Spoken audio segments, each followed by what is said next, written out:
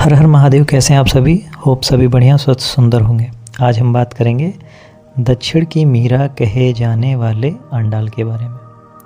आंडाल को दक्षिण भारत की मीराबाई माना जाता है। जिस प्रकार मीराबाई ने अपना जीवन श्री कृष्ण की भक्ति को समर्पित कर रखा था, आंडाल भी बचपन से ही अपने जीवन श्री रंगनाथ को अर्पित कर चुकी थी।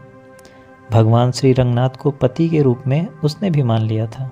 आंडाल के भक्ति गीत अत्यंत लोकप्रिय हैं, जैसे कि मीरा के भजन। एक महान संत के रूप में सभी उनके प्रति श्रद्धानत हैं। एक सुंदर बगीचे में एक अधेड़ भजन गाते हुए तुलसी के पत्ते और फूल एकत्र कर रहा था। उसके शरीर पर 12 पवित्र चिन्ह अंकित थे। अपने आसपास क्या चल रहा है इसका उसे भास नहीं था। उसके हाथ और चित्त दोनों ही प्रभु एवं प्रभु कार्य में लगे थे। वह संत स्वभाव का श्री वैष्णव विष्णु चित्त था। यही विष्णु चित्र है जिसने भक्ति गीत तुम सौभाग्यशाली बनो गाया था। वे सदा प्रार्थना करते थे कि भगवान सबका भला करे तथा सभी भगवत भक्ति में लग जाएं। लाल कमल के समान अपने चरण विश्व को चीर और अनंत काल तक प्रकाशयुक्त करें। हे प्रभु, आपकी नील वर्णीय भुजाएं जो कि सर्वबली योद्धा को परास्त कर सकती है, आपके कमल रूपी चरणों की शोभा है जग को चीर काल के लिए प्रकाशमान करें। 11 वर्षों की अबाध प्रार्थना व अर्चना के बाद विष्णु चित्त ने तिरुपलांडु को पूरा कर भगवान नारायण की आराधना सतत करने का संकल्प किया। तिरुपलांडु श्री वैष्णव के कई मंदिरों में प्रतिदिन गाया जाता है। विष्णु चित्त को बाद में पेरियालवरम के रूप में पहचाना जाने लगा। जिससे प्रभु सबसे प्रिय हो उससे आलवार कहा जाता है। आलवार भक्त यह मानते हैं कि ईश्वर आलवार की भक्ति से इतना प्रसन्न है कि वह उसके प्रत्येक इच्छा की पूर्ति कर देते हैं। विष्णु चित्र महान आलवार है। श्री वैष्णव संप्रदाय में केवल एक महिला हुई है जिन्हें आलवार के रूप में याद किया जाता है, वह थी आंडाल। और विष्णु चित्त ही वह व्यक्ति है जिसने उसे गोद लिया है और ऊंचा उठाया था। पवित्र मन की आंडाल को विष्णु चित्त जैसे पवित्र मन के धनी ने गोद लिया था। दोनों पिता पुत्री भाग्यशाली थे। पेरियालवार द्वारा आंडाल को गोद लेने की भी अपने आप में एक रोचक कथा है। एक दिन प्रातःकाल सूर्योदय के बाद विष्णु चित्र अपने बगीचे में तुलसी के पौधे के लिए कुदाली से क्यारियां बना रहे थे। वे एक बड़े तुलसी के पौधे के पास खुदाई कर रहे थे। उनकी कुदाली किसी वस्तु से टकराई, आवाज़ हुई। उन्हें कसकर कुदाली पकड़कर खुदाई आरंभ कर वहाँ की मिट्टी हटानी शुरू कर दी। वहाँ एक पेटी दिखाई दी। उन्होंने जब पेटी खोली तो उन्हें और ही कुछ नज़र आया। एक सुंदर सी नन्ही कन्या उसमें लेटी थी। उसमें से एक दैवी क्रांति क्रोध जग गई। जो कि आँखों नन्ही कन्या उसमें लेटी थी। उसमें से एक दैवी क्रांति क्रोध गई जो कि आँखों को सुखद लगी। पेरियालवार ने सोचा कि यह प्रभु की इच्छा का ही तो खेल है। वे उस कन्या को घर ले आए। वहाँ घर में कोई महिला नहीं थी। कौन इस कन्या की देखभाल करेगा, कैसे करेगा? उन्हें मालूम नहीं था कि किसी बच्ची की किस तरह देखभाल की जाए। विचार की आंधी में खोई पेरियालवार ने सोचा कि बच्ची की देखभाल करना ईश्वर की सेवा करना है, अतः ईश्वर स्वयं उसकी रक्षा करेंगे। उन्होंने उसका नाम गोदा, मतलब गो माने धरती तथा दा माने दिया गया, रखा। वे उसे कौदे भी कहते थे। वे उसे आंडाल भी कहकर बुलाते थे। आंडाल का मतलब जो दूसरों को आकर्षित करती है होता है।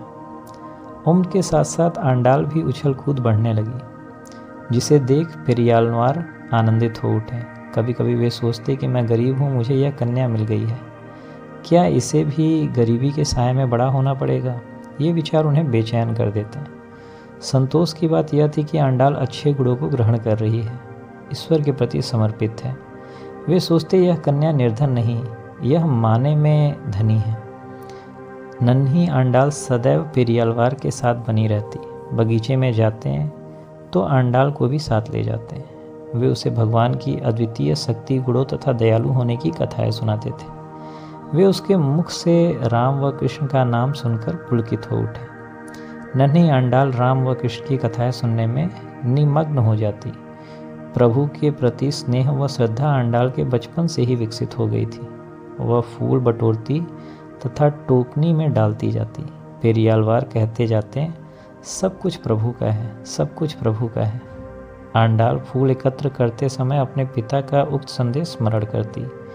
माला गूंथते समय अपने पिता के ही भांति गुनगुनाती। हर फूल को चुगते समय वह इस विचार से पुलकित हो उठती कि यह फूल प्रभु के सिर अथवा चरणों को सुशोभित करेगा। वह अपनी कल्पना फूल से करती तथा उसे ईश्वर के प्रति समर्पित समझती।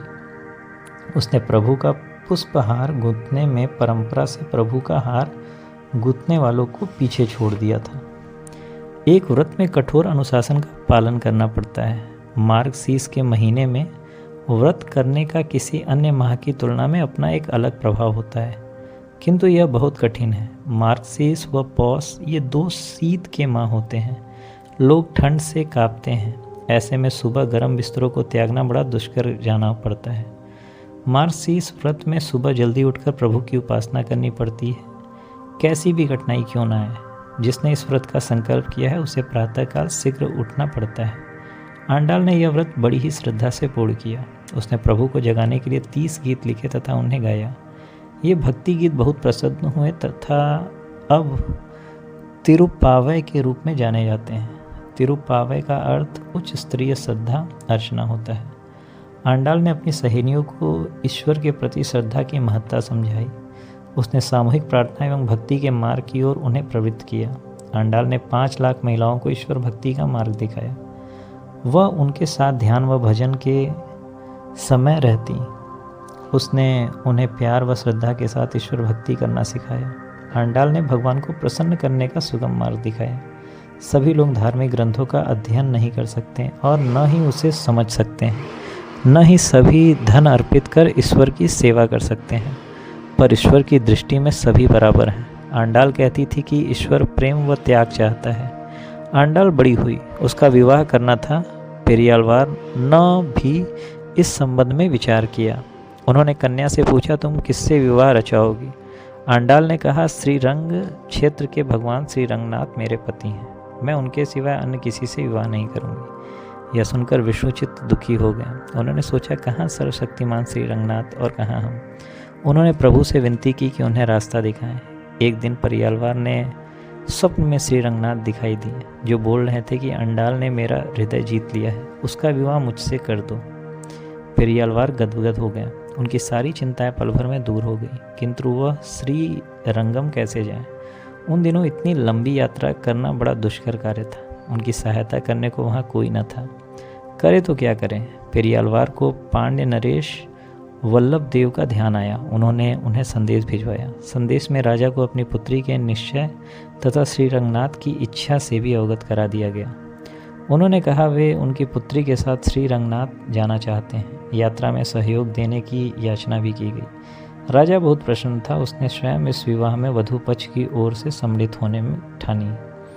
उसने पेरियालवार तथा उनकी पुत्री आंडाल की यात्रा की भव्य तैयारियां की। उधर श्री रंगनाथ के मंदिर के पुजारी को एक स्वप्न दिखाई दिया। भगवान स्वयं कह रहे थे कि मैं आंडाल से विवाह करना चाहता हूँ। उसे बड़ी धूमधाम से पूरे सम्मान के साथ लाया गया। पुजारी चकित रह गया। उसने अविलंब तैयारियां शुरू कर दी। राजा वल्लभदेव वधू पक्ष की ओर से इस विवाह में सम्मिलित होने श्री विल्लीपुत्तूर पहुँचे। आंडाल वधू के रूप में गहनों से लदी पहुँची। पेरियालवार को यह देखकर हार्दिक प्रसन्नता हुई कि श्री रंगम से विशाल बारात आई है। आंडाल डोली में बैठ गई। बारात श्री रंगम की ओर बाजे गाजे के साथ निकल पड़ी। बारात श्री रंगम पहुंची। जगह जगह से लोग इस भव्य विवाह को देखने पहुंचे। आंडाल पालकी से उतरकर भगवान श्री रंगनाथ के समक्ष खड़ी हो गई। सभी सांस रोककर यह देख रहे थे। आंडाल का विवाह हुआ। उसने अपना जीवन प्रभु के चरणों में समर्पित कर दिया। उसका स्वप्न साकार हो गया। श्री रंगनाथ ने उससे सहर्ष स्वीकार कर लिया। सबने आंडाल की महत्ता को प्रत्यक्ष देखा। पेरियालवार को अपनी प्रिय पुत्री दे बिछोह का दुख तो हुआ, किंतु उसका मन इस बात से कि वह प्रभु श्री रंगनाथ से जुड़ गई है आनंद से भर गया। आंडाल सभी के लिए देवी बन गई। एक साधारण लड़की सबकी पूजा की पात्र बन गई। श्री विल्लीपुत्तूर में आंडाल का एक सुंदर मंदिर है। उसके समीप बगीचा है। आज भी अंडाल की पूजा वहीं के फूलों से की जाती है। पहले दिन अंडाल को चढ़ाए गए हार दूसरे दिन वट पत्र शाही को चढ़ाए जाते हैं। अंडाल ने पुमालय तथा पामालय की रचना की है। वह अपने द्वारा धारण किए गए हार को जब प्रभु पर चढ़ाती थी तो उसके साथ भक्ति गीतों का एक माला भी उन्हें अर्पित करती थी।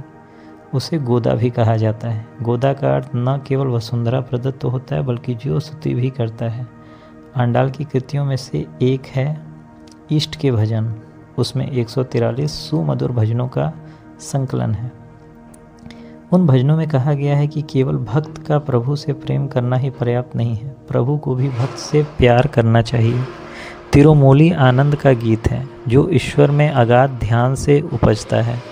इस तमिल गीतों के गाने का सबसे सही समय विवाह के अवसर पर होता है। आंडाल की तमिल साहित्य को अनुपम देन है, इसलिए तमिल साहित्य में उसका बहुत ऊंचा स्थान है। तिरुप्पावै अंडाल की कविताओं का एक सुंदर संकलन है। वह उसमें भगवान कृष्ण के अनेक प्रकार की आराधना करती है तथा उसके भक्तों का अर्चना हेतु बुलाती है।